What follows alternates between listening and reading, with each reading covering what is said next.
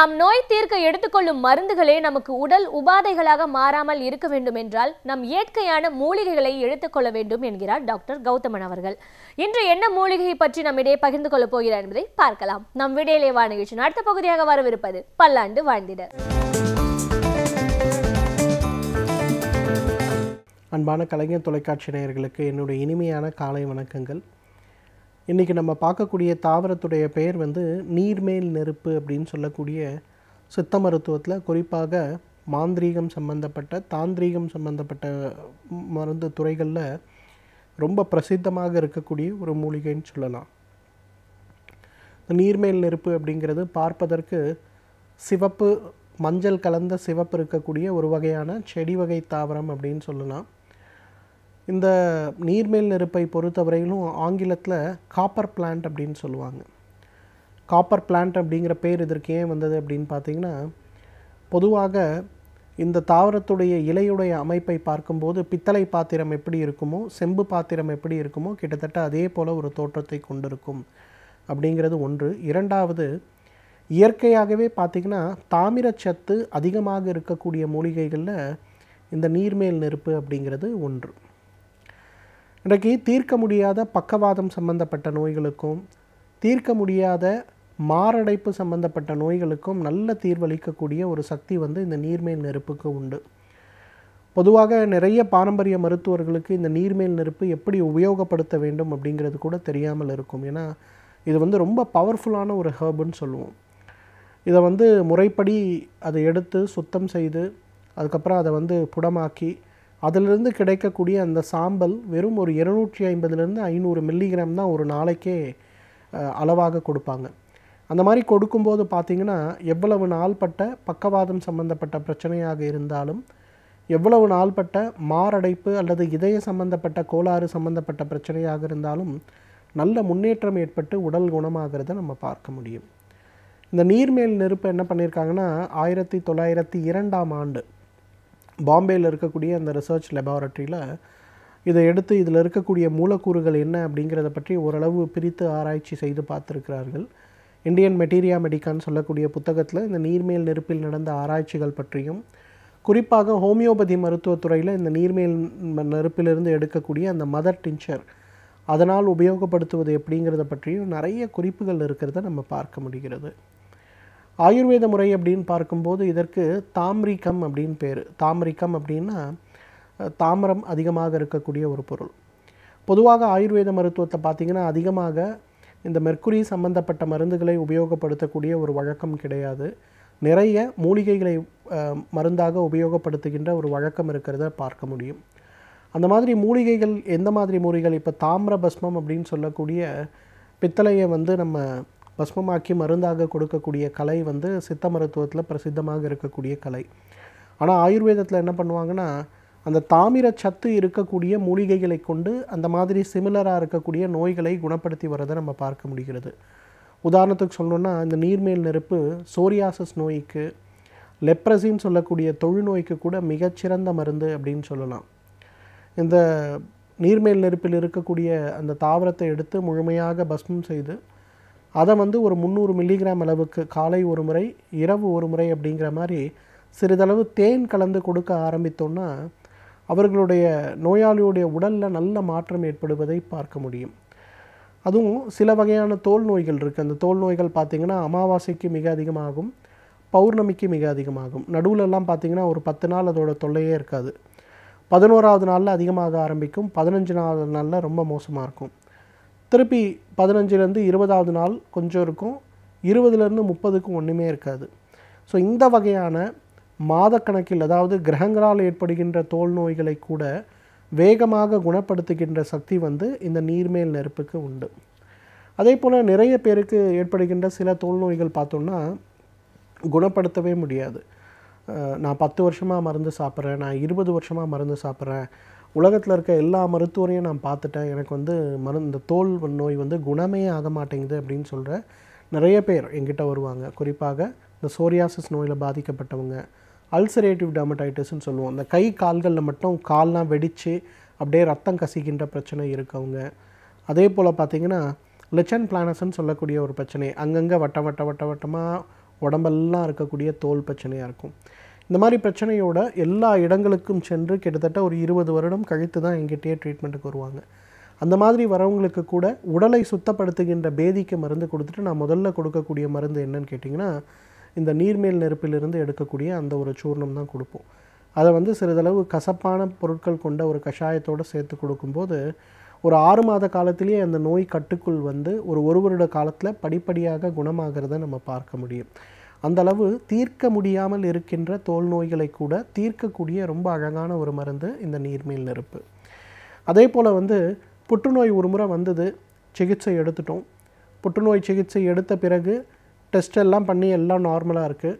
But திரும்பவும் எனக்கு புற்றுநோய் வரக்கூடாது அப்படின்னு ஆசைப்படுறவங்களுக்கும் இந்த நீர்மேல் நெருப்பு ஒரு மிகச்சிறந்த மருந்துன்னு சொல்லலாம்.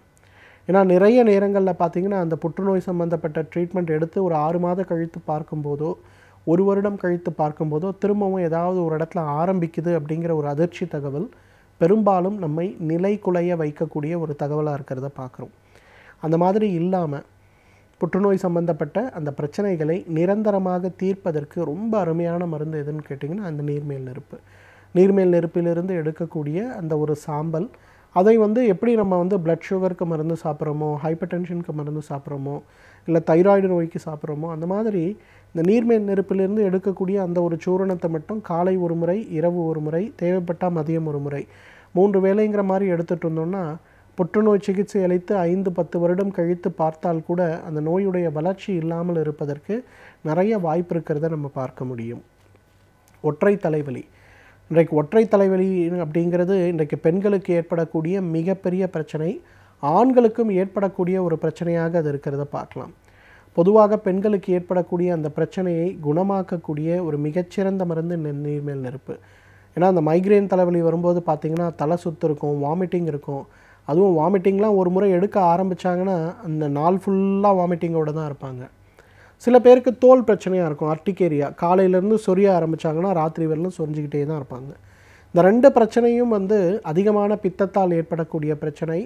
அதை குறைத்து குணமாக்கக்கூடிய சக்தி வந்து இந்த நீர்மேல் நெருப்புக்கு இருக்கிறத பார்க்கலாம். நீர்மேல் நெருப்பிலிருந்து எடுக்கக்கூடிய அந்த சூரணத்தை சிறிதளவு தேன் கலந்து காலை ஒரு முறை உணவுக்கு முன்பு, இரவு ஒரு முறை உணவுக்கு முன்பு அப்படின்னு தொடர்ந்து எடுக்க ஆரம்பித்தாலே படிப்படியாக சிறிது சிறிதாக படிப்படியாக இந்த பிரச்சனை குணமாகிறத நம்ம பார்க்க முடியும். எனவே நேர்களே, இந்த நீர்மேல் நெருப்பு இயற்கை நமக்கு கொடுத்திருக்கின்ற மிகப்பெரிய வரம். தகுந்த முறையில் இதை தயாரித்து தகுந்த மருத்துவ ஆலோசனையோடு சாப்பிடும்போது நம்மாலும் பல்லாண்டு காலம் ஆரோக்கியமாக வாழ்ந்திட முடியும். நாம் வாழும் வாழ்வில் நம்மை சுற்றி நடக்கும் பல நிகழ்வுகளில் எவை நன்மை எவை தீயவை என்று எவ்வாறு அறிந்து வாழல் கற்றுக்கொள்ளலாம் என்பதை பற்றி நம்மிடையே பகிர்ந்து கொள்ள வருகிறார் எழுத்தாளர் மனுஷபுத்திரன் அவர்கள். நம் வீடியோலே வான நிகழ்ச்சியின் அடுத்த பகுதியாக வரவிருப்பது தீதும் நன்றும்.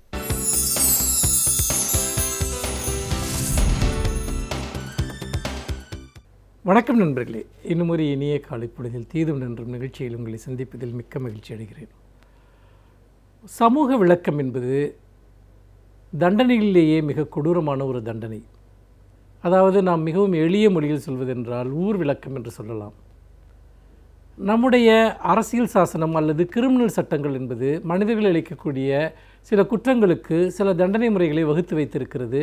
அதை நிறைவேற்றக்கூடிய பொறுப்பு என்பது நீதிமன்றத்திற்கும் சிறைத்துறைக்கும் இருக்கிறது. ஆனால் இதே போல் இன்னொரு இணை சட்ட அமைப்பு என்பது இந்தியாவில் தொடர்ந்து இருந்து வந்திருக்கிறது. அதுதான் மிக புராதனமான சட்ட அமைப்பும் கூட. நாம் நாகரிக வளர்ச்சி பெற்று இந்தியா விடுதலை பெற்று சர்வதேச ரீதியான அடிப்படையான மனித உரிமை கோட்பாடுகளின் அடிப்படையில் நாம் ஏராளமான சட்டங்களை ஏற்றிருக்கிற போதும் கூட மிகவும் அநீதியான பழங்கால சட்டங்கள், அந்த சட்டங்கள் என்பது மத ரீதியானவை, சாதிய ரீதியானவை. சாதி ரீதியாகவும் மத ரீதியாகவும் அவற்றினுடைய அடிப்படை கோட்பாடுகளுக்கு ஏற்ப மனிதர்களை தண்டிக்கிற முறைமை என்பது இன்றைக்கும் சுதந்திர இந்தியாவில் இருந்து கொண்டிருக்கிறது என்பதை நாம் தொடர்ந்து பார்க்கிறோம்.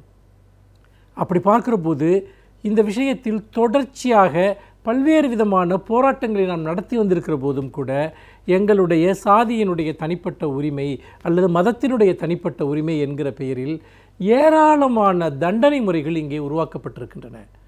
பல சமயங்களில் நம்முடைய இந்திய கிராமங்களில் என்ன நடக்கிறது என்பது கூட வெளியே இருப்பவர்களுக்கு தெரிவது கிடையாது. அந்த அளவிற்கு மூடுண்ட சமூகமாக நம்முடைய இந்திய சமூகம் இருக்கிறது. குறிப்பாக கிராம பஞ்சாயத்துகள். இந்த கிராம பஞ்சாயத்துகள் பெரும்பாலும் ஒன்று அவை சாதி சார்ந்த பஞ்சாயத்துகளாக இருக்கின்றன அல்லது மதம் சார்ந்த பஞ்சாயத்துகளாக இருக்கின்றன.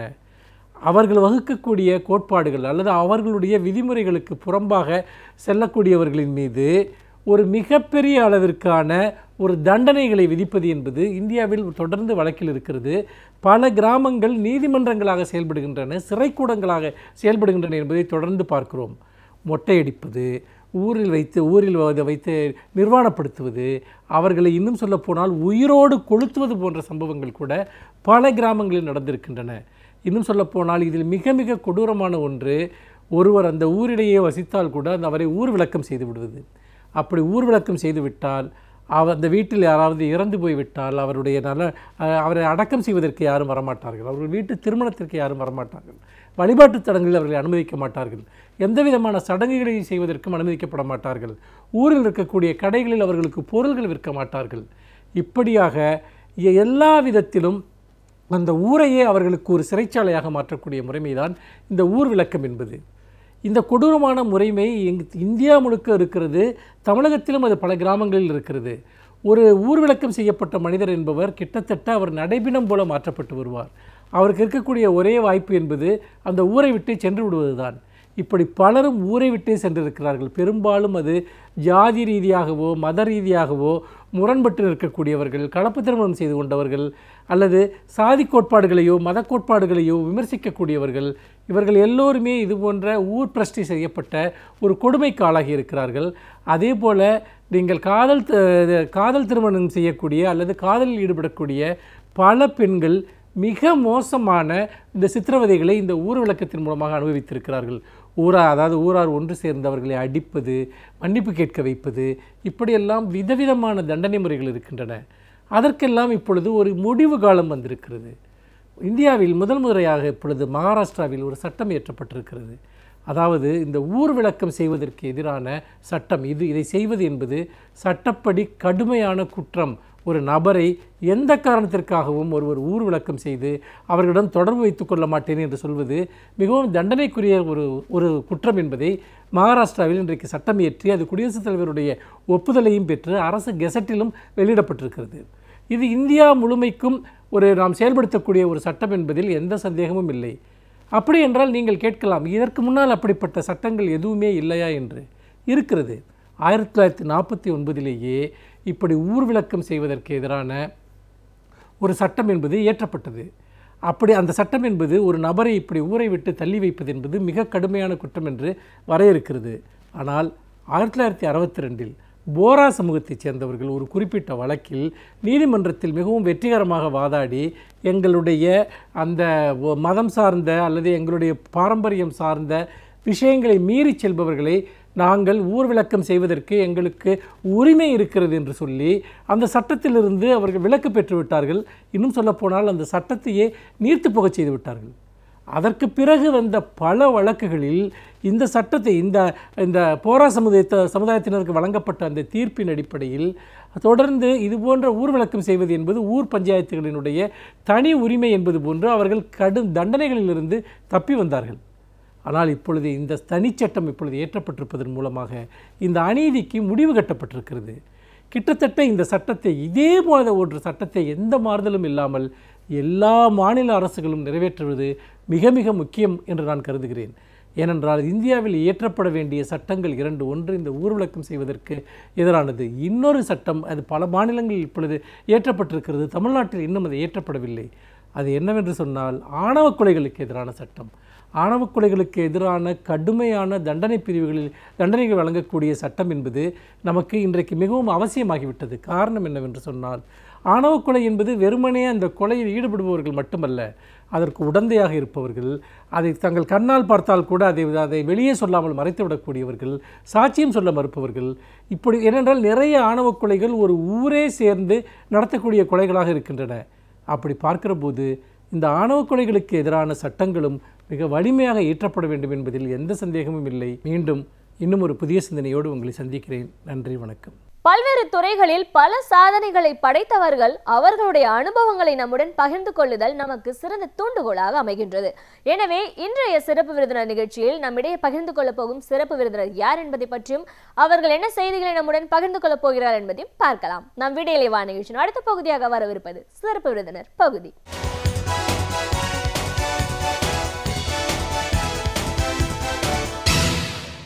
வணக்கம் நேயர்களே, விடியலை வா நிகழ்ச்சியின் சிறப்பு விருந்தினருக்கான நேரம் இது. இன்றைய சிறப்பு விருந்தினர் கவிஞர் மா வே மாணிக்கவாசகம். ஒரு கவிஞராக கிட்டத்தட்ட 17 ஆண்டுகளுக்கு மேலே அவருடைய இலக்கிய பயணம் இன்னைக்கு வரைக்கும் தொடர்ந்துட்டு இருக்கு. பல நிலைகளில் கவிதைகள், பட்டிமன்றம், இலக்கிய பணின்னு ஒரு நிலையிலையும் மக்களுக்கான ஏதாவது ஒரு விஷயத்தை செய்யணும் அப்படிங்கிற ஒரு எண்ணத்தோட இவர் செயல்பட்டு இருக்கிற இவரோட அனுபவங்கள் சார்ந்த பல விஷயங்களை நம்ம இவர்கிட்ட கேட்டு தெரிஞ்சுக்கலாம். வணக்கம் சார். வணக்கம். ஒரு கவிஞராக முதல்ல எங்கள் நிகழ்ச்சிக்கு உங்களை நாங்கள் வரவேற்கிறோம் சார். கவிஞர் அப்படின்னு சொல்லும்போது இன்னைக்கு ஒரு 16 ஆண்டுகளாக நீங்கள் 17 ஆண்டுகளாக இந்த பணிகளை நீங்கள் சிறப்பாக செஞ்சுட்டு இருந்தாலும் அடிப்படையில் நீங்கள் ஒரு பொறியாளர், தொழில் பயிற்றுனர் பயிற்சி வாரியத்தோட இயக்குனராக பணிபுரிஞ்சிருக்கீங்க. நிறைய மாணவர்களை உதவி இயக்குனராக இருந்திருக்கீங்க. நிறைய மாணவர்களை ஊக்குவிக்கணும், தன்னம்பிக்கையூட்டணும், அவங்களுக்கான ஒரு பயிற்சியை சிறப்பாக கொடுக்கணும் அப்படின்ற ஒரு பணிகளை உங்களுடைய காலகட்டத்தில் நீங்க செஞ்சுட்டு இருந்தாலும் ஓய்வு பெற்றதுக்கு அப்புறமா இலக்கியங்கள் மூலமா இந்த பணி மூலமாவும் பல விஷயங்களை மாணவர்களுக்கிட்டையும் கொண்டு போய் சேர்த்துட்டு இருக்கீங்க. கவிதை அப்படிங்கிறது உங்களுக்கு எப்போ அறிமுகமானது? நீங்க எப்படி ஒரு கவிஞரா மாறினீங்க? இன்னைக்கு வரைக்கும் இந்த இலக்கிய பயணம் எப்படி தொடர்ந்து போயிட்டு இருக்கு இப்படின்னு பல விஷயங்களை எங்க நேர்களோட நீங்க முழுமையா பகிர்ந்துக்கணும் சார். எல்லாம் பற்றி பேசுறதுக்கு முன்னாடி முதல்ல ஒரு பொறியாளர், ஒரு பணி சார்ந்த தொழில் வேறு ஒரு களத்தில் இருக்கும்போது ஒரு கவிஞர் அப்படின்ற ஒரு எண்ணம், ஆசை, இந்த எழுத்துலக பயணம் அப்படிங்கிறது ஆரம்பிக்கிறதுக்கான ஒரு அடித்தளம் எப்படி ஏற்பட்டுச்சு சார்? நான் பொறியாளராக இருந்தால் கூட கலைஞர் எழுத்துக்களாலும் பேச்சுக்களாலும் அவருடைய கவிதைகளாலும் ஈர்க்கப்பட்டவன். எங்கள் குடும்பத்திலே சகோதரர்கள் எல்லாருக்குமே அந்த ஈடுபாடு உண்டு. நான் குறிப்பாக அவருடைய வரிகளெல்லாம் நோட் பண்ணுவேன். ஒரு 30 ஆண்டுகளுக்கு முன்னாடி அண்ணா சாலையில் உம்முடியார் அரங்கத்தில் ஒரு கவியரங்கம் நடந்தப்போ முன்னாள் ஈரோட்டு பயணம் போயிட்டு கலைஞரும் அடுத்த நாள் காலையில் 9:30 மணிக்கு வராரு. 10 மணிக்கு அந்த அரங்கத்துக்கு வந்துடுறாரு. அங்கேயே ஒரு மன்னிப்பு கேட்குறார். கவிதை எழுத நேரம் இல்லை, இருந்தாலும் தலைமை போட்டிங்க நான் சொல்கிறப்ப அவர் சொன்ன வரிகளில் ஈரோட்டு சீப்பொன்று இல்லாமல் போயிருந்தால் இந்நேரம் தமிழ்நாடு மொட்டையாகி போயிருக்கும் அப்படி சொன்ன வரிகள் என்னை முதல்ல மனசில் தச்சு ஒரு கட்டுரையில் சொல்ல வேண்டிய கருத்தை பெரியார் இந்த சமுதாயத்துக்கு ஏற்பட்ட சமூக மாற்றத்துக்கு அடிப்படையான ஒரு பெரியார் அப்படின்லாம் தமிழகம் முன்னேறிக்குதா அப்படி சொல்ல 2 வரியில் சொன்னது இப்படி ஒரு கருத்தையே ஒரு 2 வரியில் சொல்லலாம் அப்படிங்கிறதான் கவிதையா அப்படிங்கிறது. இதுதான் நான் கவிதை காண்ட விதை. அப்புறம் பல்லவன் அப்படின்றவர் குழந்தைகளுக்காக பாடம் எழுதுகிறார். அவர் வெளியிட்ட முதல் கவிதை தொகுப்பு மயில் தொகை. அந்த மயில் தொகைன்ற புத்தகத்தை முன்னாள் முதலமைச்சர் முதல் பரிசு கொடுத்து எல்லா நூலகத்துக்கும் அது வாங்கினாங்க. அந்த குழந்தை புத்தகத்தை முழுசாக நான் படித்தேன். அது நான் கவிதை எழுதுறதுக்கு ஒரு உரம் மாதிரி அமைஞ்சது. நான் 2009 பிப்ரவரியில் இப்போ இருக்க பணியிலேருந்து ஓய்வு பெற்ற பிறகு இலக்கிய அமைப்புகளில் கவியரங்க தலைப்பு கொடுத்து கவி பாட சொல்கிறதா அதெல்லாம் நீராக சேர்ந்து அப்படி தான் கவிஞராக நான் உருவானேன். அதுக்கு பிறகு நிறைய பணியில் இருக்கும்போது தொழில் பயிற்சி வாரியத்தில் இயக்குனர் இருக்கிற உதவி இயக்குனர் இருக்கப்போ நிறைய கல்லூரி மாணவர்கள், பொறியியல் கல்லூரி மாணவர்களையும் பாலிடெக்னிக் மாணவர்களையும் அங்கே போய் அவங்க நிறுவனத்திலேயே அவங்களுக்கு கேரியர் கைடன்ஸ் ப்ரோக்ராம் நடத்துவோம். அதில் நான் என்னுடைய மனசு உருவாக்கப்பட்ட கவிதை வடிவத்திலேயே பாட வடிவத்தில் அவங்களுக்கு சுய முன்னேற்ற கருத்துக்கள், செல்ஃப் கான்ஃபிடென்ஸ், வாழ்க்கையில் முன்னேறனா எப்பவுமே நம்ம தாழ்ந்து போடக்கூடாது அப்படிங்கிறத கவிதை வாயிலாக சொல்லணும் அப்படின்னு எடுப்பாரு. அந்த கவிதைக்கு வரவும் அமைஞ்சுது. அப்படி தான் நான் வளர்ந்தேன். ஒரு நிகழ்ச்சி சொல்லணும்னாப்போ எங்கள் அலுவலகத்துக்கு ஏற்ற மாதிரி ஸ்டேட் இன்ஸ்டியூட் ஆஃப் காமர்ஸ்னு ஒரு அலுவலகம் இருக்குது. 5:30 மணிக்கு நான் அலுவலகத்தை விட்டு கிளம்புறப்போ மழைன்னு சொல்லிட்டு நான் வண்டியை நிறுத்திட்டேன். அப்போது ஒரு மாணவன் மழையிலே நினச்சி ஓடி வந்தான். ஓடி அந்த ஈரத்தை கூட தலையை தோட்டாமல் எங்கள் அலுவலக போர்ட்டிகோலே உட்காந்து அவன் ஏதோ பார்சலை பிரித்து சாப்பிட ஆரம்பித்தான். அப்போ தான் நாங்கள் பார்த்தோம் ஏதோ இட்லி இருந்ததுன்னா. அப்போ அவன் நிதானமாக விசாரித்தோம், என்னப்பா திடீர்னு ஈரத்தை கூட தோட்டாமல் பண்ணுறியா அப்படின்னா, நான் ஏற்ற மாதிரி இன்ஸ்டியூட்டில் படிக்கிறேன், நான் ராமநாதபுரத்தில் வந்திருக்கேன், படிக்கிறதுக்கே ரொம்ப கஷ்டத்தில் படிக்கிறேன், 4:30 வரைக்கும் இந்த நிறுவனத்தில் நான் படிச்சுட்டு 4:30லேருந்து 6:30 வரைக்கும் 2 மணி நேரம் அந்த தெருக்கோடியில் இருக்கிற ஒரு டீ ஷாப்பில் வேலை செய்கிறேன், அந்த 2 மணி நேரம் பணிக்காக எனக்கு ஒரு 4 இட்லி தருவாங்க அப்படின்னு சொல்லிட்டு சாப்பிட ஆரம்பித்தான். அது என்னை முதல்ல பாதிச்சது.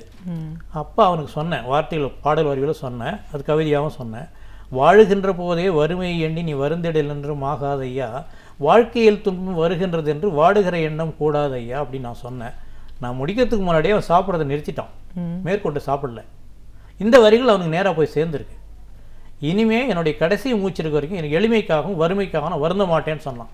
அப்போ எனக்கு ஒரு அங்கீகாரம் கிடைச்ச மாதிரி என்னுடைய வரிகள் வந்து நேரடியாக ஒரு மாணவனுக்கு சென்று அவன் ஒரு உறுதியாக இருக்கிற அளவுக்கு தைச்சிருக்குன்னு சொன்னால் இதை நாம் நிறைய செய்யணும் அப்படின்னு சொல்லிட்டு நான் போகிற எல்லா கல்லூரிகளுக்கும் அந்த பாடல் வரிகளாகவும் கவிதை வரிகளாகவும் சொல்லுவேன். அப்படிதான் அடிப்படையில் ஒரு பொறியாளராக இருந்தாலும் உங்களுடைய பணிக்காலத்திலே இலக்கியம் சம்பந்தமான விஷயங்கள்ல அதிகப்படியான ஒரு ஈடுபாடு இருந்திருக்கு. அதுக்கு தான் 30 ஆண்டுகளுக்கு முன்னாடி விதை அப்படின்னு சொல்லிட்டீங்க. கலைஞரையாக தான் விதை. அதன் மூலமா உங்களுடைய பார்வையில நிறைய விஷயங்களை மக்கள்கிட்ட கொண்டு போய் சேர்த்திருக்கீங்க. அப்படின்னாலும் ஒரு கவிஞனா கவிதை அப்படிங்கிற ஒரு படைப்பு உருவான விதம் பத்தி சொல்லுங்க. எப்போ ஒரு முதல் படைப்பு கவிஞனா உருவானது? முதல் படைப்பு ரெண்டு வடிகளாக சொல்கிறது கவிதை மாதிரி சொல்லணும் அப்படிங்கிறது கன்னியாகுமரியில் வள்ளுவர் சிலை திறக்கிறதுப்போ அந்த ஆண்டு நினைக்கிறேன் 30 மே 2000 நினைக்கிறேன். அப்போ வந்து கலைஞர் வந்து அந்த அந்த நிகழ்ச்சிக்கு போகிறதுக்காக சொல்கிறப்போ நான் தினம் பார்த்து இந்த சிலையை வடிச்சிருக்கிறேன், ஒருவேளை சிலை திறக்கிறப்போ எனக்கு மயக்கம் வந்துடுமோ அப்படின்னு நினச்சி 2 மயக்க மாத்திரை போட்டுட்டு தான் வந்திருக்கிறேன் அப்படின்னு சொல்கிறப்போ அவருடைய நான் தழுதழுத்துது. அந்த தழுதழுப்பு என் மனசில் ஒரு விதையை ஊன்றி அதை ஒரு கருவாக வச்சு ஒரு கவிதை எழுதினேன். அதுக்கு அடுத்து வந்து கலைஞருடைய 77வது பிறந்தநாள் வந்தது. அந்த தலைப்பிலே ஒரு கவிதைனேன். கலைஞர் அகவையோ 77 ஆற்றலோ 27 எழுத ஆரம்பித்தேன். அதில் ஆரம்பமே வந்து திருப்புவளை மந்தரே திருவாரூர் சோழரே வங்கக்கடலோரம் வசதியே வருகின்ற தங்கத் தலைவனி தமையனாய் பெற்றவனே பேராசை இல்லாத பெருமகனே பேராசிரியர் துணை கொண்ட திருமகனே கோலோற்றும் கொற்றவனே வாலாட்டும் வீணர்களுக்கு வாய்க்கரிசி போட்டவனே உன் ஆட்சியில் வரிகள் குறைந்தாலும் வாழ்த்துறைகள் குறைவதில்லை, காரணம் உன் வரிகள் அழிவதில்லை எழுதினேன். அந்த கவிதையிலேயே கண்கவரும் சிலை வடித்து காண்பவர்களும் மயங்கிவிடும் கலை வண்ணம் படைத்து விட்டு சிலை திறக்க மயக்க மருந்து என உண்டாயோ உனை மயக்க ஒரு சக்தி தோன்றிடுமா அதை காண எங்கள் மனம் தாங்கிடுமா அப்படிங்கிற வரி மனசில் பதிஞ்சிச்சு. அதை கவிதையாக வடித்து 3 ஜூன் 2000 அன்னைக்கு அறிவாலயத்துக்கு வந்து வரிசையில் நின்று அதை சந்திக்க முடிய நேரம் எழுப்பினால சிஐடிக்கான ஒரு இல்லத்துக்கே போயிட்டு அன்றைய தென்சென்னை நாடாளுமன்ற அண்ணன் பாலு அவர்கள் என்னை அறிமுகப்படுத்தி கலைஞராண்ட இந்த 77வது பிறந்தநாள் கவிதை தொகுப்பு 77 பிறகு அவராண்டியே கொடுத்து நேரடியாக சந்தித்து அவருடைய முகமலர்ச்சியை பார்த்து சந்தோஷப்பட்டேன். அதுதான் என்னுடைய முதல் கவிதை தொகுப்பே. அதுக்கப்புறம் சிறு ஒரு இலக்கிய நிகழ்ச்சிகளும் ஒவ்வொரு தலைப்புகளை கவிதை படிச்சுட்டு வந்தேன். அதுக்கப்புறம் நீண்ட நாள் கழிச்சு சிகரம் தொடலாம் சீக்கிரமா அப்படின்னு சொல்லிட்டு ஒரு 25 கப்லெட்ஸ் மாதிரி எழுதி மாணவர்களுக்கு சுய முன்னேற்ற கருத்துக்கள் அப்படின்ற மாதிரி சிகரம் தொடலாம் சீக்கிரமா வாய்ப்புக்கு வாய்தா இல்லை வாழ்ந்திடவனுக்கு வழியா இல்லை வருந்தினால் வாழ்நாள் போதும் திருந்தினால் திருநாள் ஆகும் வாசல் தேடி வந்தவரை சீராட்டுங்கள் வாய்ப்பு வரும்போது பிறரை பாராட்டுங்கள் அப்படின்லாம் வரும். இது வந்து கிட்டத்தட்ட இன்றைய டேட்டில் வர 2000 பிரதிகள் எடுத்து 2000 பேருக்கு நேரடியாக கொடுத்துருக்கேன். ஒரு அன்பர் வந்து அம்பத்தூர்லேருந்து எனக்கு ஃபோன் பண்ணால் அவர் வீட்டுக்கு முன்னாடி தகவல் பலகை வச்சுருக்கார். இது திருக்குறள் மாதிரி இருக்குது அப்படின்னு சொல்லிட்டு அந்த வாசல் தேடி வந்தவரை சீராட்டுங்கள் வாய்ப்பு வரும்போது பிறர் பாராட்டுங்கள் தகவல் பலகை எழுதிட்டு எனக்கு தகவல் சொன்னார். அப்புறம் இன்னொரு கவிஞர் கூட இது வந்து 2 வரிகள் நீங்கள் இப்படி எல்லாருக்கும் கொடுக்கறத விட ஸ்டிக்கர் மாதிரி தயார் பண்ணி ஒவ்வொரு ஆட்டோவிலையும் ஒட்டி நிறைய பேருக்கு தகவல் சொல்லணும் அப்படின்னு சொல்லிட்டு அந்த சிகரம் தொடரலாம் அந்த 2 பக்க கவிதைகளுக்கு நிறைய வரவேற்பு. கிட்டத்தட்ட 10-15 மாத இதழ்களை அதை பிரசுரம் பண்ணியிருக்கிறாங்க. இது வரி எந்த வரியும் நீக்க முடியாமல் இருக்குன்னு சொல்லிட்டு இதில் இவர் பெருங்கவிக்கோ சேதுராமன் தலைமையில் ஒரு கவியரங்கம் அண்ணா பொதுநல மன்றம் வடமொழி நடந்தது. கலைஞர் 94வது பிறந்தநாளுக்கு இந்த கவிதையை வாசித்தேன். அப்புறம் தான் சொன்னேன் இது ஏற்கனவே 77வது பிறந்தநாள் வாசித்த கவிதை அப்படின்னு சொல்லிட்டு. அங்கே அந்தமான் சித்திரன் வந்தார். இந்த கவிதையை வாங்கிட்டு போயிட்டு அடுத்த 2 நாளை பிடிச்சி உங்களுக்கு தொடர்பு கூட சொல்லணும்னு சொல்லிட்டு இதை பற்றி கருத்து சொன்னார்.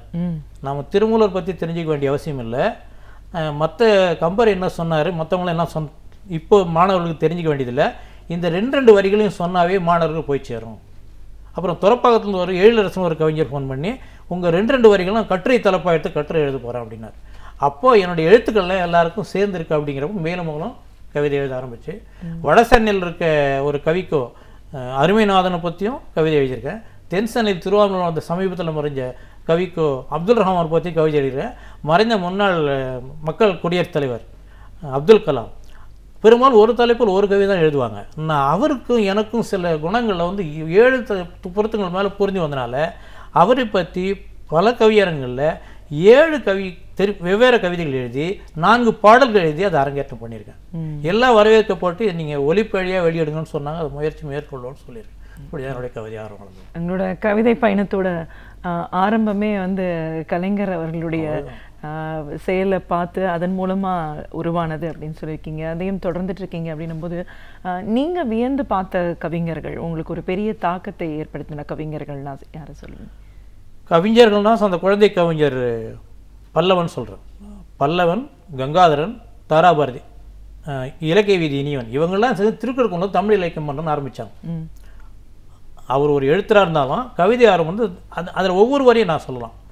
இப்போ கவிதை எழுதணும் அப்படிங்கிறப்ப எனக்கு தயக்கங்கள் கூட சொல்கிறப்ப அந்த பல்லவனுடைய கவிதை வரிகளில் முன்வைத்த காலை பின் வைக்காதே, முள் தைத்தது என்று திரும்பி விடாதே, தன்னம்பிக்கையின் வழித்துணையானால் தடைக்கல் யாவும் படிக்கல் யாவும், துணிவும் முயற்சியும் தோழமையானால் தோல்விகள் யாவும் தூள் தூளாகும், பணிவும் கனிவும் படைக்கலமானால் பாரதம் என்ன இப்பாரே வணங்கும். அப்படிங்கிறப்போ இது ஏகோபித்தவில் எல்லாரையும் சேரக்கூடிய வரிகளாக இருக்குது. அதில் ஒவ்வொரு வரியும் இந்த முயற்சி நாம் செய்யலாம் தடங்கூட அந்த ஒரு வரிகளும் நினைவுபடுத்திப்பேன். இன்னொரு வரிகள் கூட என்னை பாதிச்சு அவருடைய கவிதையில். பூவிடம் சிரிக்க கற்றுக்கொள், புறாவிடம் ஒழுக்கம் கற்றுக்கொள், தீயிடம் எழுச்சியை கற்றுக்கொள், தாயிடம் அன்பை பெற்றுக்கொள், தந்தையிடம் அறிவை பெற்றுக்கொள் அப்படின்னு சொல்லிட்டு இருந்தால் கூட அந்த கவிதையை மறந்துருக்கோம். இன்னொரு வரி சேர்த்துருப்பார் மனசில் எல்லாரும் பதிகிற மாதிரி, உன்னிடமிருந்து கற்றிடவும் உயர் பண்பெல்லாம் பெற்றுக்கொள் அப்படிங்கிற ஒரு வரிலாம் மீதி 4 வரிலும் என்னென்ன வந்தது. அப்படி தான் அவர் தான் ஆக்சுவலாக அந்த முதல்ல எழுத துணிது அவர் தான். அதுக்கு பிறகு இந்த கன்னியாகுமரி சிலை திருப்புறப்போ இந்த கலைஞருடைய நாள் தடுத்த பிறகு கவிதை வடிவம் வரணும் தான் அதுக்கு பிறகு தான் பண்ணேன் நான்.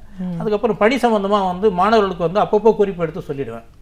அப்போ கூட இந்த பிஎஸ்ஜி கல்லூரி கோயம்புத்தூரில் வரப்போ ஒரு மாணவர் அரங்கத்தில் சொன்னேன், கனவோடு வாழும் நண்பர்களே பணியை கடமையா என்றும் எண்ணுங்களே, உடலோடு உயிரோடுமே, உடல் போயிட்டால் உயிர் போயிடும், உயிர் போயிட்டால் உடல் அடக்கம் பண்ணுவோம், ரெண்டும் சேர்ந்திருக்கும் என்ன பண்ணலாம், உடலோடு உயிரோடுமே நல் உறவோடும் பரிவோடும் உயிர் வாழ எண்ணுங்களே அப்படின்னு வரும்.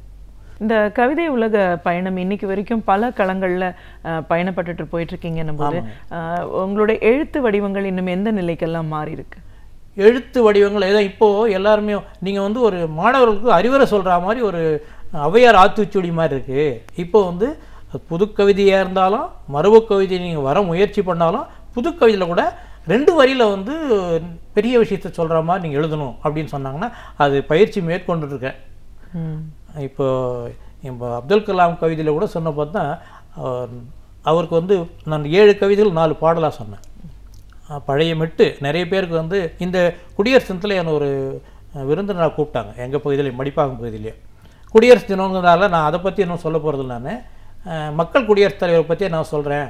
அவர் குடியரசு தினம்னு சொன்னால் அந்த குடியரசு தலைவர் நினைக்காமல் இருக்க முடியாது சொல்லிட்டு, மறைந்தும் மறையாத மனிதரவர் போல பார்க்க முடியாதடா, இனி பார்க்க முடியாதடா, அவர் மண்ணில் மறைந்தாலும் விண்ணில் கரைந்தாலும் பிரிக்க முடியாதடா, பிறன்பை பிரிக்க முடியாதடா, மண்ணில் விதையாக விண்ணில் ஒளியாக மறைந்து வாழ்வாரடா, இனி மறைந்து வாழ்வாரடா, இந்த மண்ணில் வளம் சேர்க்க மனதில் ஒளி சேர்க்க மருந்தும் அவதானடா, நல்ல மருத்துவர் தானடா. கடைசியில் சமுதாய பற்றி வரும். 2020 இந்தியா என்றோர் கனவு கண்டாரடா, கலாம் கனவு கண்டாரடா, அந்த கனவை நனவாக்க கடுமையாய் உழைக்க களத்தில் நின்றாரடா, இன்று காற்றில் கரைந்தாரடா, நமது கனவை கலைத்தாரடா. தஞ்சாவூர் கலைவேந்தன்றவர் அப்துல் கலாமுடைய ஒரு கவிதை தொகுப்பு வெளியிட்டார். என்னுடைய கவிதை அதில் இடம்பெற்றிருக்கு. அதனுடைய நூல் வெளியீட்டு விழாவும் தொடர் கவியரங்கம் தேராங்கல் நடந்தது. அங்கே தஞ்சாவூர்லேருந்தும் சென்னையிலேருந்து நிறைய மாணவ மாணவிகள் வந்தாங்க. முன்வரிசையில் இருந்த ஆண்டோர்களை விட அந்த மாணவ மாணவர்களுக்கு இது சேர்ந்துருக்கு. மத்தியில் நேரம் ஆயிடுச்சுன்னு சொல்லி கலைவன் நிறுத்தினார். மாணவர்கள்லாம் தடுத்து முழுசாக பாட சொன்னாங்க. அப்போ நான் அண்ணா கையை காட்டுற மாதிரி கையை காமிச்சு அந்த மாணவர்கள் கேட்குறாங்க, நான் முடிச்சிடுறேன் அப்படின்னு சொன்னேன். அப்படி ஒரு இந்த பாடல் வரவேற்பு பெற்று. பொதுவா கவிதைகள் மூலமா பல கருத்துக்கள் மக்கள் கிட்ட கொண்டு போய் நம்ம சேர்த்துட்டு இருக்கோம் அப்படின்னா அதுல முக்கியமான பங்களிப்பு வந்து திரை பாடல்களுக்கு போய் சேரும்னு நம்ம சொல்லலாம். இன்னைக்கும் அந்த வரிகள்லையும் சரி அந்த அந்த இசையிலையும் சரி மக்கள் வந்து ஒரு லயிப்புத்தன்மை இருக்கு. இப்போ நீங்க பாடும்போதும் ஒரு பாடலோட நம்ம இணைச்சு பார்க்கக்கூடிய ஒரு சந்தர்ப்பம் இந்த கவிதையில கிடைக்குது. திரை பாடல்கள் எந்த அளவுக்கு மக்கள் கிட்ட போய் நல்ல கருத்துக்களை சேர்த்திருக்குன்னு சொல்லுவீங்க? திரைப்பாடல்கள் என்னை பொறுத்தவரையில் இப்போ நான் அந்த கவிதை தொகுப்பு வெளியிடுற கூட ஒரு தமிழாசிரியர் வந்து அந்த கவிதையெல்லாம் பார்த்துட்டு இது வந்து பாடல் பாணியில் தான் இருக்குது, கவிதை பாணியில் நீங்கள் வரணும், இந்த தொகுப்பு வந்து இந்த பாணியிலே போட்டுருங்க, அடுத்த தொகுப்பு வந்து கவிதை இலக்கணத்தோடு எழுதலாம். அப்படிங்கிறப்போ எனக்கு இந்த கவிதை எழுத ஆரம்பமே வார்த்தைகள் எப்பவுமே அந்த ஒரு மெலோடியஸ் டியூன் முதல்ல மனதில் வந்துடுது. அந்த டியூனை ஒட்டியே நான் பாடுறப்போ என்னுடைய வரிகள் அந்த கவிதையில் வரும், பாடலில் வருமே தவிர அந்த பழைய திரைப்பட பாடலுக்கு அந்த பாடல் வழி எதுவுமே வருது. இதுவும் அப்படிதான். அந்த பெண்ணுரிமை பற்றி பேசுகிறப்போ அன்பு என்று சொன்னாலே அன்னை அல்லவா, அவள் அன்பு என்ற சொல்லின் மறுபிம்பம் அல்லவா, அன்பு பேணி வளர்ப்பதில் அவள் பெண்மை அல்லவா, இது அகிலமெல்லாம் அறிந்து தெளிந்த உண்மை அல்லவா. கண்டிப்பா கவிதைகள் அப்படின்னு வரும்போது சார் நீங்க இன்னைக்கு வரைக்கும் என்ன மாதிரியான ஒரு படைப்பை உருவாக்கணும்னு நினைச்சிருக்கீங்க? கவிதைகள் மூலமா என்ன மாதிரியான கருத்துக்களை மக்கள்கிட்ட கொண்டு போய் சேர்க்கணும்னு இன்னைக்கு வரைக்கும் செஞ்சுட்டு இருக்கீங்க? என்னுடைய கவிதைகள் அடிப்படையில் 3. 1 சமூக நோக்கு, இன்னொன்று மாணவர்களுக்கான தன்னம்பிக்கை, 3 வந்து தேசிய உணவு. பாரதியார் நிறைவரங்கம் திருவல்லிக்கேணியில் ஒரு நிகழ்ச்சி நடத்துனாங்க. அப்போ கொடுத்த தலைப்பு வந்து பாரதியே நீ மீண்டும் வா. ஏன்னா நினைக்க வேண்டிய, ஏன்னா சுதந்திரம் அப்போ சுதந்திரம், இப்போ அவரை பற்றி நினைக்க வேண்டியிருக்கு. அப்போ நான் பாடுறப்ப பாரதியே நீ மீண்டும் வா, பாடுபொருள் எங்களுக்கு தா, தேசிய உணர்வூட்டவா, தெள்ளு தமிழ் பாட்டு எழுதவா, இதை நாவாலே நான் பாடவா, உனக்கு நன்றி சொல்லி பாராட்டவா. இப்படி தான் கவிதை முழுசுமே வரும். அப்போ தேசிய உணர்வு. இன்னொன்று வந்து இப்போ நம்ம நாட்டுக்கு பாதுகாக்கணும், பாதுகாப்பு வீரர்களை பற்றி எழுதுகிறப்போ Coimbatore central institute of technology மாணவர்கள் நான் சொல்கிறப்போ தரத்தினால தான் நம்ம நாடு முன்னேறணும், ஒரு பொருளுடைய விற்பனையும் முன்னேறுங்கிறப்போ அந்த தரத்துக்காக அந்த இராணுவ வீரர்களை நான் வந்து ஒப்பிட்டேன். உயர்தரம் நினைத்து தினம் உழைத்தால் நாடு முன்னேறும், பிற நலம் நினைத்து பகை ஒழித்தால் வாழ்வு பொன்னாகும், பேராசைக்கு எல்லையீடு பேரன்புக்கு பாதையீடு, முன்னேற்ற பாதையீடு முன்கேபம் விட்டு விடு, கண் காணா தூரத்தில் கடும் பனியின் வாட்டத்தில் பொன் போல நம் மண்ணை காக்கின்றனர் நம் வீரர்கள் நமது தோழர்கள், பொன் போல எண்ணியே அன்னை என்றெண்ணியே கருத்தோடு நாட்டை அவர் காக்கின்றனர் அப்படின்னு வரும். அப்போது நம்முடைய பாதுகாப்பு அவங்க இருக்கிறப்போ அவங்களுடைய நல்லா நாம் பாதுகாக்கணும் அப்படிங்கிறது அந்த படை வீரர்களுடைய உணர்த்துற மாதிரி இருந்தது. தேசிய கருத்து இந்த கட்சி வேறுபாடு இல்லாமல் தேசிய உணர்வு இருக்குது. அந்த 3 அடிப்படை எல்லா கவிதையிலும் இந்த 3 அடிப்படையும் வந்துடும் என்னுடைய கவிதைகளில். ஓகே, நிறைய பத்திரிகைகளில் உங்களுடைய படைப்புகள் அப்படி வந்திருந்தாலும் இன்னைக்கு வரைக்கும் நீங்கள் நினச்சி பார்க்குற ஒரு படைப்பு, ஒரு கவிதை அப்படின்னா என்ன கவிதை சொல்லுவீங்க? கவிதை தொகுப்பு அப்படிங்கிறப்போ கவிதை அந்த பல்லவன் கவிதை தொகுப்புல மற்ற கவிதைகள் வந்து அந்த முதல் எழுத்துலேருந்து கடைசி எழுத்து வரைக்கும் மனசில் பதிஞ்சிச்சு. அடுத்ததெல்லாம் வந்து இப்போது அந்த புது கவிதை மரபு கவிதையை ஒட்டி நிறைய எழுதுகிறாங்க. என்னுடைய பாணி வந்து வித்தியாசமாக இருக்கிறதுனால அந்த மரபு கவிதையில் சில வரிகள் மேலே என்னால் படிக்க முடியறதில்ல. புது கவிதைன்னு சொன்னால் இப்போ அவர் கவிக்கோ அப்துல் ரஹ்மான் கூட பார்த்தா அந்த மரபு கவிதை விட்டு அப்புறம் புது கவிதையை உடைச்சு புது கவிதை வேறு மாதிரி கொடுத்தாரு.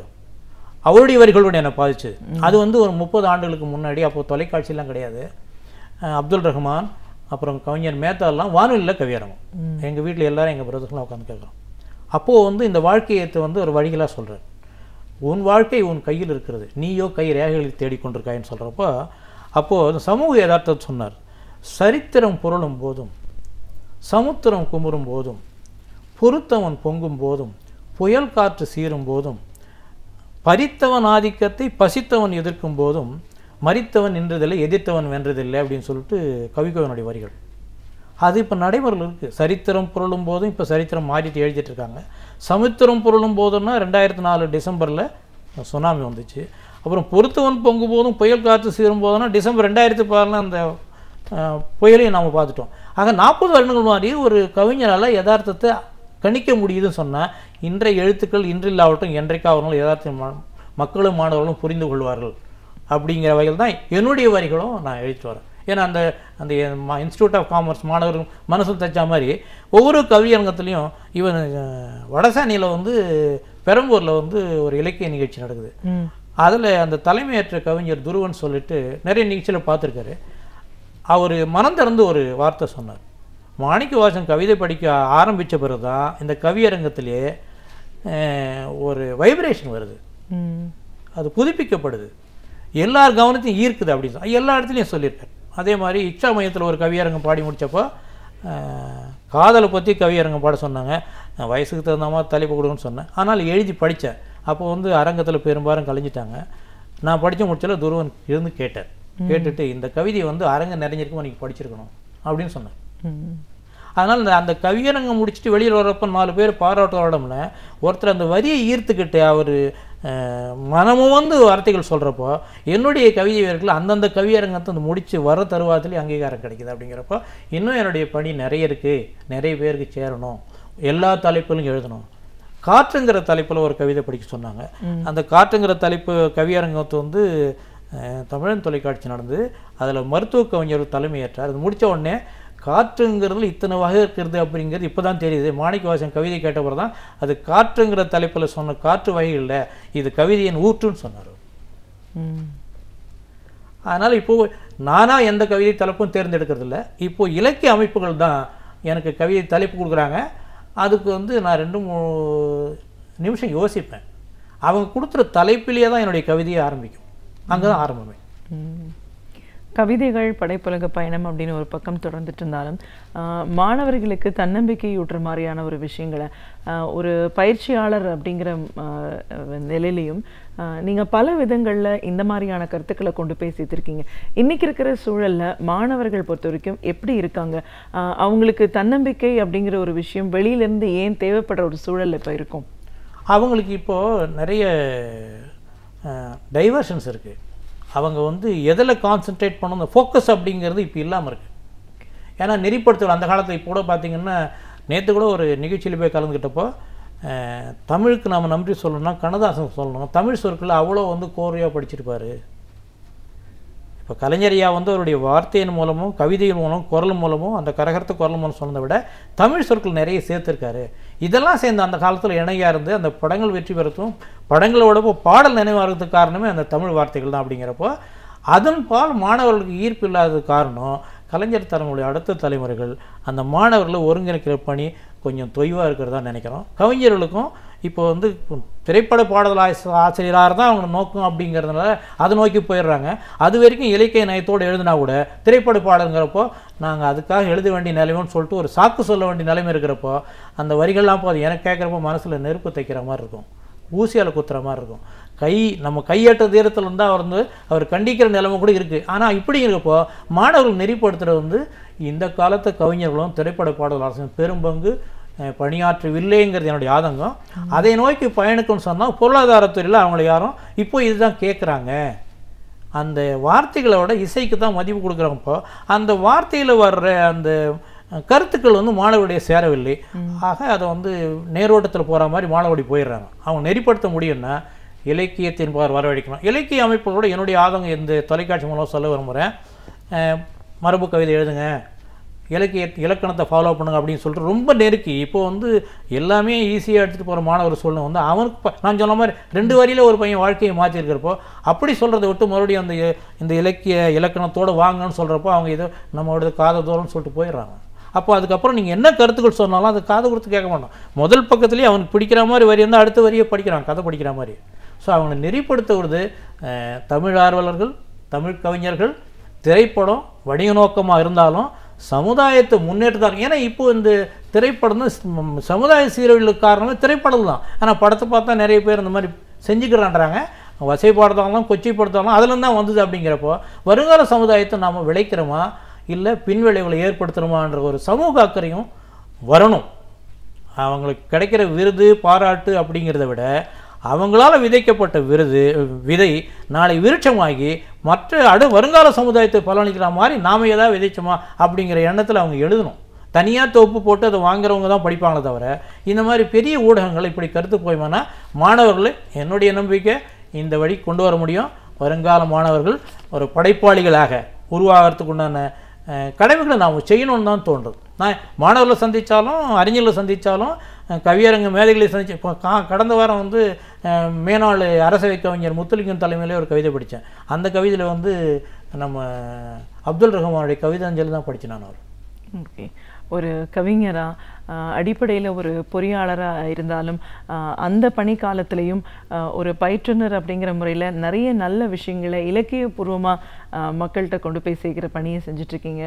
உங்களுக்கு இந்த கவிதை உலக பயணம் அப்படிங்கிறதுக்கான ஒரு விதை அது வந்து கலைஞர் அவருடைய பேச்சு இருந்திருக்கு. உங்களுடைய படைப்பு அப்படின்னு வரும்போது உங்களுடைய முதல் தொகுப்பு உருவாகிறதும் கலைஞர் அவர்களுடைய 77வது வயது பிறந்த நாளுக்காக நீங்கள் உருவாக்கின ஒரு படைப்பு. அதிலிருந்து இன்னைக்கு வரைக்கும் இந்த 16 ஆண்டுகளாக இந்த கவிதை உலக பயணத்தோட போக்கு எப்படி இருந்திருக்கு? ஒரு படைப்பு மூலமா இந்த சமூகத்துக்கும் மாணவர்களுக்கும் இளைஞர்களுக்கும் நல்ல பல கருத்துக்களை கொண்டு போய் சேர்க்கணும் அப்படிங்கிறதுக்காக நீங்க செஞ்சுட்டு இருக்கிற பணிகள்னு பல விஷயங்களை எங்களோட நீங்க முழுமையா பகிர்ந்ததுக்கு நன்றி. மிக்க மகிழ்ச்சி. கலைஞர் தொலைக்காட்சி நேரம் என்னுடைய அன்பார்ந்த நன்றி. புத்தகங்களில் இருந்தும் செய்தித்தாள்களில் இருந்தும் நாம் படிக்க தவறியவைகளை நமக்கு சிறந்த தொகுப்புகளாக தொகுத்து நம்மிடையே பகிர்ந்து கொள்ள வருகிறார் பேராசிரியர் சுபவீர பாண்டியன் அவர்கள். நம் வீடியோலே வாழ நிகழ்ச்சியின் அடுத்த பகுதியாக வரவிருப்பது ஒன்றே சொல் நன்றே சொல்.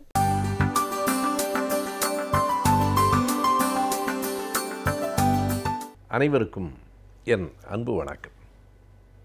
தலைவர் கலைஞர் அவர்கள் கதை வசனம் எழுதி சிவாஜி கணேசன் அவர்கள் முதலாக திரைப்படத்தில் நடித்து வெளிவந்த படம் பராசக்தி. அந்த திரைப்படம் வெளிவந்து 65 ஆண்டுகள் நிறைவடைந்து விட்டன. 1952ஆம் ஆண்டு தீபாவளியில் அக்டோபர் மாதத்தில் அந்த படம் தமிழ்நாட்டில் திரைக்கு வந்தது.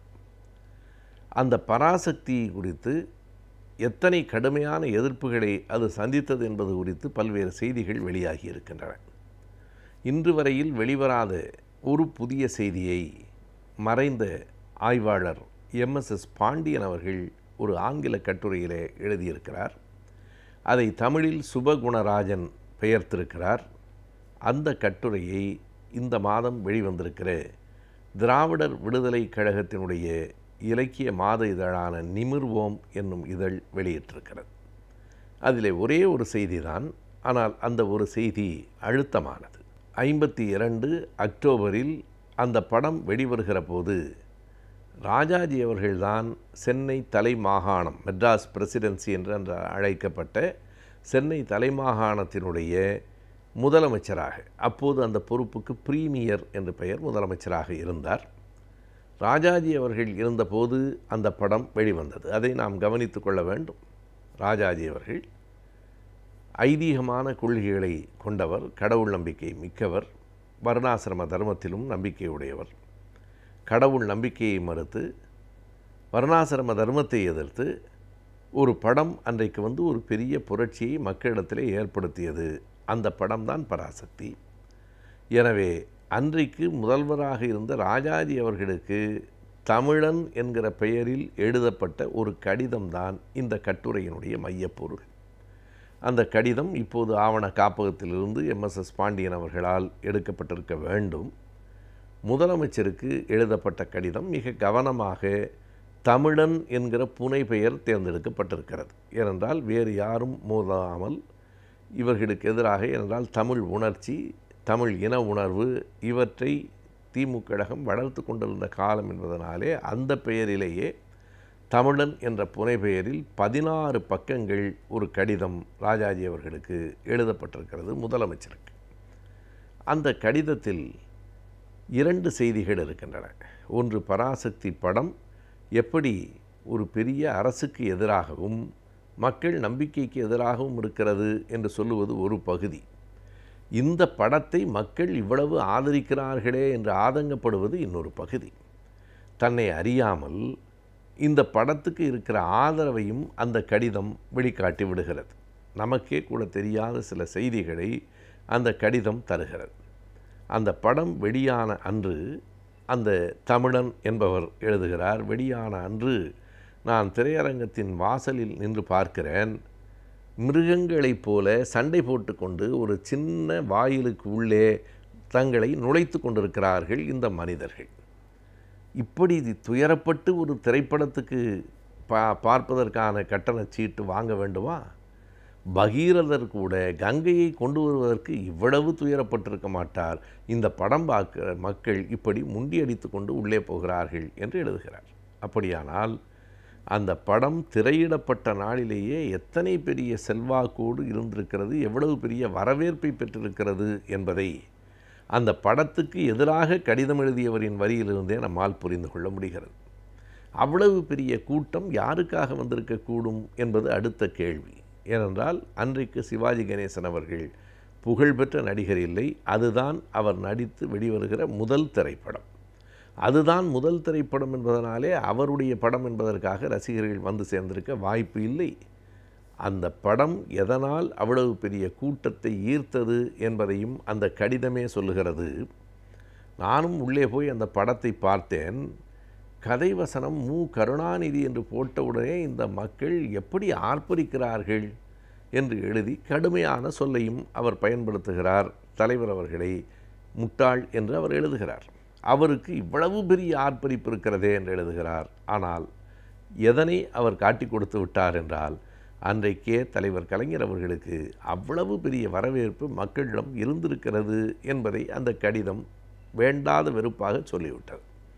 இப்படி ரசிகர்கள் இருக்கிறார்களே, இவர்களுக்கு பின்னால் இருக்கிறார்களே என்று அந்த கடிதம் ஆதங்கப்பட்டாலும் அன்றைக்கு எவ்வளவு செல்வாக்கோடும் புகழோடும் கலைஞர் அவர்கள் இருந்திருக்கிறார் என்பதையும் அது காட்டுகிறது. அதற்கு பின்னால் திரைப்படம் பற்றி அவர் ஒரு பெரிய விமர்சனத்தை முன்வைக்கிறார். இந்த படம் அரசாங்கத்துக்கு எதிரானதாக இருக்கிறது. ஏனென்றால் அப்படி சொன்னால்தான் அரசாங்கம் நடவடிக்கை எடுக்கும். இது மூட நம்பிக்கைகளுக்கு எதிராக இருக்கிறது, இது போலி பக்திக்கு எதிராக இருக்கிறது, இது பூசாரிகளுக்கு எதிராக இருக்கிறது என்று சொல்லாமல் இது அரசாங்கத்துக்கு எதிராக இருக்கிறது. மக்களையெல்லாம் பெண்கள் விபச்சாரியாக இருந்தால் அதிலே ஒரு வசனம் வருகிறது, நான் விபச்சாரியாக இருந்தால் இந்நேரம் அமைச்சர்களும் காவல்துறை அதிகாரிகளும் என்னுடைய மடியிலே அல்லவா புரண்டிருப்பார்கள் என்று சொல்லுகிறது. பாருங்கள், அமைச்சர்களை, அரசின் காவல்துறை அதிகாரிகளை இந்த படம் எவ்வளவு கேவலப்படுத்துகிறது என்று பாருங்கள் என்று அதனை இப்படி திருப்பி சொல்லுகிற ஒரு போக்கையும் நாம் பார்க்கிறோம். எனவே இப்படியெல்லாம் அந்த படம் போகிறது, மக்களின் நம்பிக்கையை மறுதலிக்கிறது. இது கல் பேசுமா என்று கேட்கிறது, கடவுள் சிலையை பார்த்து கல் என்று சொல்லுகிறது. எனவே இப்படி ஒரு படம் வந்திருப்பது தமிழ்நாட்டுக்கு ஒரு மிகப்பெரிய ஆபத்து இல்லையா? நீங்கள் முதலமைச்சராக இருக்கிற போது இப்படி ஒரு படம் வரலாமா? இப்படி ஒரு படத்துக்கு தணிக்கை குழு அனுமதி கொடுக்கலாமா என்று புலம்பலாகத்தான் அந்த கடிதம் எழுதப்பட்டிருக்கிறது. அதன் மீது முதலமைச்சராக இருந்த ராஜாஜி அவர்கள் எந்த நடவடிக்கையும் எடுத்ததாக தெரியவில்லை. ஆனால் இப்படி கடும் எதிர்ப்புகளுக்கு இடையிலே தான் அந்த பராசக்தி வந்தது. ஒரு ஏடு எழுதுகிற போது அந்த படத்திற்கு விமர்சனம் வேறொன்றும் எழுதாமல் ஒட்டுமொத்தமாக ஒரு பக்கத்தில் பராசக்தி பட விமர்சனம் என்று போட்டு பரபிரம்மம் என்று எழுதியிருந்தது. கலைஞர் அவர்கள் அதையே கையில் எடுத்துக்கொண்டு அடுத்த நாடகத்திற்கு பரபிரம்மம் என்கிற பெயரிலேயே அந்த நாடகத்தை எழுதினார் என்பதெல்லாம் வரலாறு.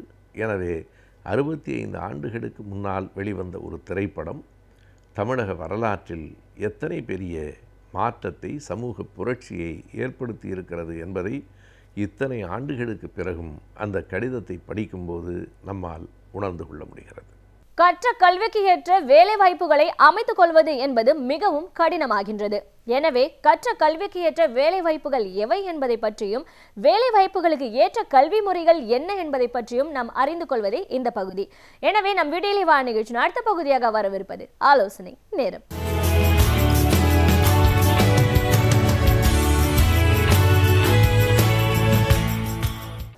வணக்கம்.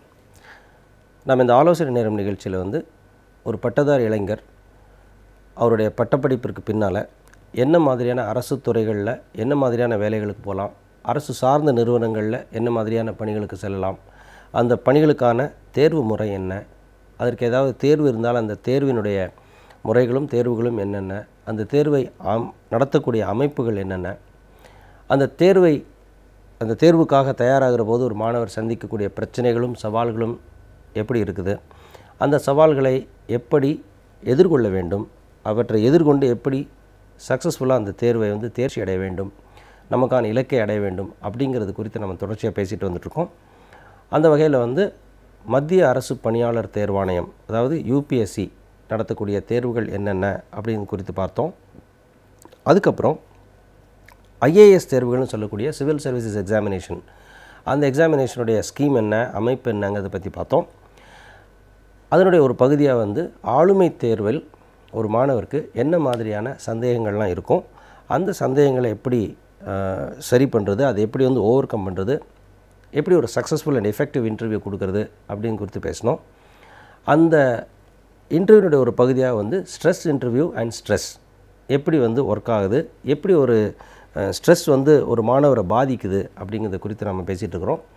அதில் வந்து பார்த்திங்கன்னா stress created by oneself, அதாவது தனக்குத்தானே உருவாக்கக்கூடிய ஸ்ட்ரெஸ்ஸு, இன்னொன்று சொசைட்டிலேருந்து வரக்கூடிய ஸ்ட்ரெஸ்ஸு, மூன்றாவது வந்து சக மாணவர்களால் வரக்கூடிய ஸ்ட்ரெஸ் அப்படின்னு 3 வகையான stress apart from stress interview. இதை பற்றி நம்ம பேசினோம். அதில் வந்து stress created by self and stress created by society பற்றி நம்ம பேசினோம். இன்றைக்கு நாம் வந்து சக மாணவர்களால் ஏற்படக்கூடிய ஸ்ட்ரெஸ் என்ன, அதை எப்படி வந்து ஓவர் கம் பண்ணுறது அப்படிங்கிறது வந்து குறித்து பேசலாம். அதன் ஒரு பகுதியாக நம்ம முன்னாடி விட்டுட்டு வந்த அந்த கருத்தாக்கம், எப்படி கருத்தாக்கம் செய்வது. இப்போ நேர்முக தேர்வில் வந்து சரியான பதில்கள், எஃபெக்டிவான இன்டர்வியூ கொடுக்கணுன்னா எனக்கு நல்ல ஒப்பீனியன் வேணும், எப்படி ஒப்பீனியன் மேக் பண்ணுறது அப்படிங்கிறது குறித்து நாம் பார்க்கலாம். அதுக்கு முதல்ல வந்து நாம் வந்து stress created by the students, fellow ஸ்டூடெண்ட்ஸை பற்றி முதல்ல எடுத்துப்போம். இப்போது ஐஏஎஸ் தேர்வுகள் மாதிரி ஒரு போட்டித் தேர்வுகளுக்கு தயாராகும்போது பார்த்திங்கன்னா எல்லா மாணவர்களுமே எப்படி நினைக்கிறாங்கன்னா, என்னுடைய சக மாணவர் அப்படிங்கிறது வந்து என்னுடைய சக மனிதர் அப்படின்னு இல்லாமல் என்னுடைய சக போட்டியாளர், நான் இவரை ஜெயிச்சு தான் நான் ஐஏஎஸ் ஆக போகிறேன் அப்படின்ற மாதிரி ஒரு ஃபீலுக்குள்ளே வந்துடுவாங்க. அது ஒரு டிராஃபிக்கில் போகக்கூடிய கார்ஸ் மாதிரி வாகனங்கள் போல் வந்து என்ன பண்ணுவான்னா, அந்த வாகனத்துக்குள்ளே இருக்க ஒரு மனிதன் அப்படின்னு யோசிக்காமல் அது ஒரு வாகனமாகவே பார்ப்போம் இல்லையா, அந்த மாதிரி ஒரு இன்னிமேட்டாக பார்க்கக்கூடிய ஒரு மனநிலைமைக்கு நம்ம போயிடுவோம். அவன் என்ன பார்க்குறான்னா, தன் கூட இருக்கக்கூடிய மாணவனே, தன் பக்கத்தில் இருக்கக்கூடிய மாணவனே என்ன நினைக்கிறான்னா, அவன் என்னுடைய காம்படிட்டர், இவனை நான் ஜெயிச்சாதான், இவனை ஓவர் கம் பண்ணால் தான் நான் வந்து ஜெயிக்க முடியும் அப்படின்ற ஒரு மனநிலைமைக்கு போயிடுறான். இந்த மனநிலைமை நெகட்டிவாக எதிர்மறையாக எப்படி வேலை செய்யுன்னு சொன்னால், நான் இவனை இன்னும் என்னுடைய சக மாணவரை ஜெயிச்சு வெற்றி கொண்டு நான் இந்த தேர்வில் ஜெயிச்சு ஐஏஎஸ் ஆஃபீஸர் ஆகிறத விட அவன் தோற்றால் நான் ஜெயிக்கிறதுக்கான வாய்ப்பு கூடும். இப்போ எதிர்மறையாக யோசிக்க ஆரம்பிப்பான். அப்படி எதிர்மறையாக யோசிக்கக்கூடிய மாணவன் என்ன செய்ய ஆரம்பிக்கிறான், சக மாணவனுடைய சைக்கலாஜிக்கலாக அவனுடைய உளவியல் ரீதியாக அவனுக்கு தொந்தரவு கொடுக்க ஆரம்பிப்பான். என்ன பண்ணுவான், நீ இதெல்லாம் படிச்சிட்டியா, அக்கறையோடு கேட்பது போல் இதெல்லாம் நீ படிச்சிட்டியா, அப்புறம் இங்கேயா போய் நீ இந்த புத்தகத்தையா நீ படிக்கிற, இந்த கோச்சிங் இன்ஸ்டியூட்டில் போய் நீ சேர்ந்துருக்கிற, நீ இன்னும் டெல்லிக்கே போகலையா, நீ இந்த ஊர்லேயா இருக்கிற, இது மாதிரி ஒரு தேவையில்லாத சில விவாதங்கள், சில வாதங்கள், சில கருத்துக்களை வந்து முன்வைக்கிறது. இது வந்து என்ன ஆகும்னா, ஓரளவுக்கு வந்து தன்னுடைய இலக்கில் வந்து தெளிவில்லாத மாணவர்களுக்கு வந்து ஒரு குழப்பத்தை உண்டாக்கிறோம். ஒருவேளை நம்ம தப்பு பண்ணுறோமோ அப்படின்னு ஒரு செல்ஃப் டவுட் அப்படின்னு சொல்லக்கூடிய ஒரு சுய சந்தேகத்தை அவனுக்குள்ளே ஏற்படுத்திடும். இப்போது செல்ஃப் டவுட்டுங்கிறது ரொம்ப கஷ்டமான ஒரு விஷயம். அந்த செல்ஃப் டவுட்டை வந்து நம்ம ஆரம்பத்திலே முளையிலே கள்ளி எரியலைன்னு சொன்னால் அந்த செல்ஃப் டவுட் வந்து வளர்ந்து நம்மளுடைய ஆளுமையை வந்து மாற்றக்கூடிய ஒரு நெகட்டிவான ஒரு ஃபீலிங். அதனால் வந்து செல்ஃப் டவுட் இருக்க வந்து பர்டிகுலர்லி இந்த பட்டதாரி இளைஞர்கள் வாழ்க்கையில் வந்து நம்ம மேலே போகணும்னு இலக்கை வச்சுட்டு இருக்கக்கூடியவங்களுக்கு வந்து செல்ஃப் டவுட் வரவே கூடாது. ஏன்னா செல்ஃப் டவுட் வந்துட்டுன்னு சொல்லியாச்சுன்னா அடுத்து வந்து என்ன ஆகும், செல்ஃப் கான்ஃபிடென்ஸ் வந்து அதை பீட் பண்ணும். செல்ஃப் கான்ஃபிடென்ஸை பீட் பண்ணுச்சு அப்படின்னு சொன்னால் நம்மளுடைய பேஷன்ஸ் போகும். நம்மளுடைய பேஷன்ஸ், பொறுமை இழந்துட்டோம் அப்படின்னு சொன்னால் நம்மளுடைய ஃபைட்டிங் ஸ்பிரிட் போய்டும். ஏன்னா ஒரு இளைஞருக்கு வந்து இது மூணுமே ரொம்ப முக்கியம். தன்னம்பிக்கை வேணும், பொறுமை வேணும், ஃபைட்டிங் ஸ்பிரிட் வேணும். இது மூணுமே இருந்தால் தான் வந்து ஒரு இடத்துல வந்து நம்ம என்ன நினச்சோமோ அந்த இலக்கை அடைய முடியும். ஸோ ஃபைட்டிங் ஸ்பிரிட் வந்து உங்களுக்கு எனர்ஜி கொடுக்கும். பொறுமை வந்து காத்திருக்கக்கூடிய அந்த ப்ராசஸை வந்து அண்டர்டேக் பண்ணக்கூடிய, you have to run through the மில்னு சொல்லுவாங்க. அது மாதிரி you have to run through the mill, அதுக்கான பொறுமை ரொம்ப அவசியம். இது ரெண்டும் இருக்கணும்னா தன்னம்பிக்கை ரொம்ப முக்கியம். தன்னம்பிக்கை இருக்கணும்னா செல்ஃப் டவுட் இருக்கவே கூடாது. உங்களை பற்றி உங்களுக்கு சந்தேகம் இருக்கவே கூடாது. இந்த சந்தேகத்தை ஏற்படுத்தக்கூடிய மாதிரியான இந்த மாதிரி கருத்துக்கள், இந்த மாதிரியான விவாதங்களுக்குள்ளே முதல்ல போகவே போகாதீங்க. நீ இந்த ஊரில் தான் இருந்து படிக்க போறியா, எங்கே இருந்தாலும் நான் தான் படிக்கணும், இந்த புத்தகம் தான் படிக்க போறியா, எல்லா புத்தகத்துலேயும் ஒரே கருத்து தான் இருக்குது. இப்போ வரலாறு, இந்தியன் நேஷனல் ஃப்ரீடம் ஸ்ட்ரகிள், இந்திய விடுதலை போராட்டம்னு சொல்லியாச்சுன்னா வேறு வேறு புத்தகத்தில் வேறு போராட்டம் இருக்க முடியாது, ஒரே போராட்டம் தான் இருக்க முடியும். இப்போ கான்ஸ்டியூஷன் ஆஃப் இந்தியான்னு சொல்லியாச்சுன்னா அரசியலமைப்பு சட்டத்தை யாரும் மாற்ற முடியாது. இந்தியாவுக்கு ஒரு கான்ஸ்டியூஷன் தான். எந்த ஆசிரியர் எந்த ஆத்தர் புத்தகம் எழுதினாலும் அதில் கான்ஸ்டியூஷன் தான் இருக்க போகுது. நான் இது படிக்கிறேன், எனக்கு இது கம்ஃபர்டபுளாக இருக்குது. மூன்றாவது, இந்த இன்ஸ்டியூட்லேயே போய் சேர்ந்த, இந்த மாதிரி ஆள் கூடையாக இருக்கிற, இந்த மாதிரியாக நீ வந்து தயாராகிற, இந்த மாதிரி கேள்விகள் நான் சரியாக தான் போயிட்டுருக்கேன்.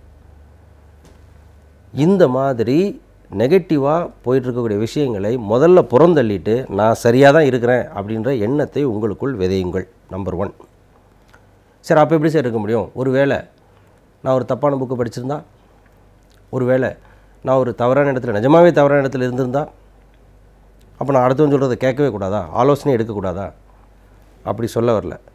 அது வச்சா குடுமி அடித்தா மொட்டைன்ற லெவலில் நான் யாருக்கிட்டையும் ஆலோசனையே வாங்காதீங்க, இல்லாட்டா எல்லார் ஆலோசனையும் ஏற்றுக்கோங்க அப்படின்னு சொல்லலை.